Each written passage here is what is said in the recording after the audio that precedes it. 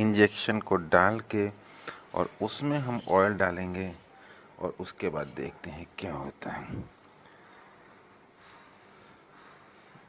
ये हमने ऑयल उसमें डाल दिया एग्जैक्ट हिंज में। फिर से चला के देखते हैं। ये देखिए आपको फिर से मैं खोल के दिखा रहा हूँ इसको। ये खोल के दिख रहा है, ये बार बार खुल रहा है, बंद हो रहा है। ये देखिए ऑयल हमने डाला और अभी आवाज़ पूरी बंद हो चुकी। थोड़ी सी हल्की सी आ रही है, थोड़ा सा ऑयल फैलेगा तो वो ठीक हो जाएगा। तो दोस्तों आज के वीडियो के लिए इतना ही, और मेरा ख्याल